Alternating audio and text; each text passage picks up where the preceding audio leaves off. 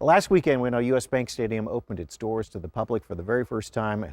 It's incredible. And for the first event at the stadium just days away, now some are wondering what it means for Easttown, the long neglected area of downtown Minneapolis.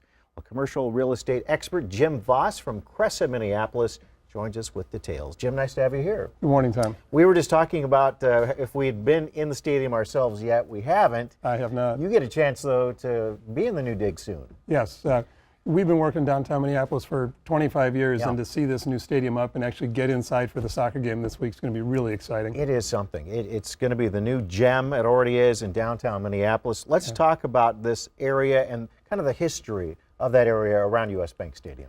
Well, you know, 25, 30 years ago when the Metrodome got built, everybody expected that to be this catalyst for redevelopment in the area.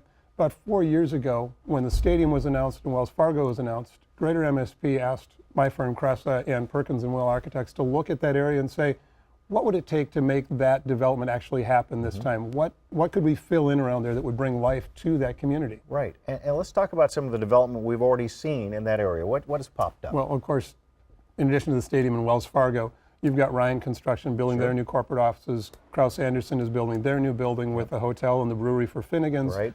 You know, Valspar reinvested in their complex. Periscope is there. But we've also seen this surge in housing demand. So I think when we look at both public realm, corporate office, and residential spaces, there's an unprecedented surge in activity. Right. It's a win-win. I mean, it's just obviously you've got the stadium at the heart of all this, and it's so beautiful. What changes will we likely see in maybe the next few years?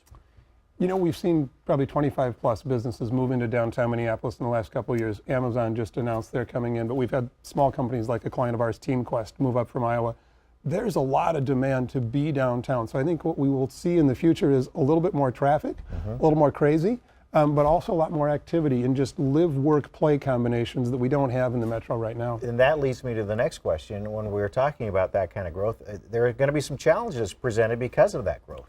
Parking is always going to be an issue. Downtown Minneapolis is the best place to get to on public transit. The buses, the light rail, all of that makes downtown best in that category. But we still have people that will be coming in for special events, and we've got to figure out how we park both the residents, the daytime workers, and those event visitors. Right, a lot of people.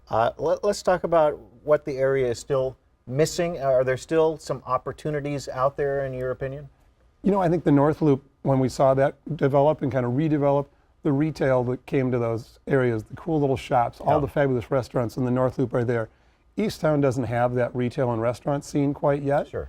So I think as the buildings fill up, the sidewalks will fill up and the storefronts will fill up. We've got a little bit of growth in that area still to go. Which is why it brings a lot of the people from the burbs and other areas. Exactly. Good food, good shopping, and then... But then the Commons to play in the Stone Arch Bridge, the Guthrie, the Mill City Museum, it's again, all right there. That mix makes a really vibrant fabric for downtown. Yeah, it'll be great to see how it all unfolds in the months and years to come. Well, Jim, thanks for joining us this morning. My pleasure. Jim Voss from Cresa, Minneapolis. Appreciate it.